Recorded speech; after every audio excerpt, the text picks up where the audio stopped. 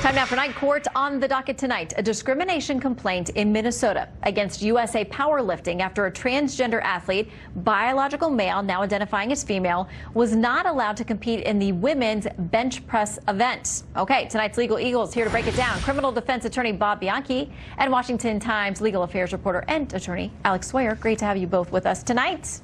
Thanks, Shannon. Hey, Shannon. All right, let's start with Exhibit A. Gender Justice says in a statement, like other female athletes, JC is facing policies rooted in bias, fear, and unfounded stereotypes. We believe USA Powerlifting's over-the-top blanket ban on transgender women athletes is clear discrimination under Minnesota law, and we will fight for JC's opportunity to compete. Alex.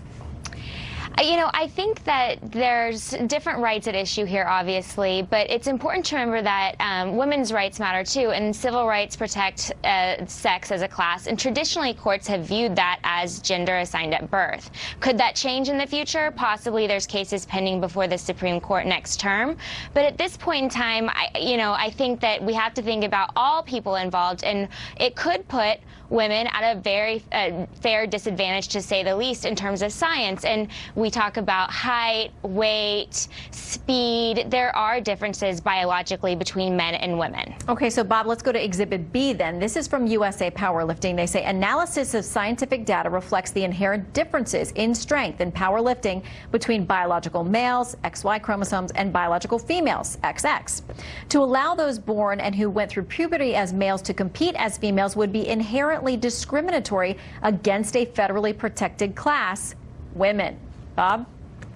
Yeah, I know this is a really interesting case, and I can't wait to see how it breaks down, but I think that there's going to be difficulty for USA here in what they did, and I'll tell you why. 3 reasons. One, they're already a protected class under the law, under the state law, and that's what they're suing under. Secondarily, there was just a decision, a $20,000 jury verdict for a transgendered who wanted to go into the Women's Football League and was denied, and that was considered a violation of the state law, and that's a pretty strong precedent. And thirdly, in this particular case, the International Olympics Committee and the International Federal Powerlifting Committee have, since 2004, allowed transgender to go into powerlifting so long as their testosterone levels were at a certain point, because they said, therefore, they're not medically in a better position. What the USA did, Shannon, I thought was very artful, was they essentially admitted that because of the drugs that they have to take and that JC has to take, that they're substantially weakened.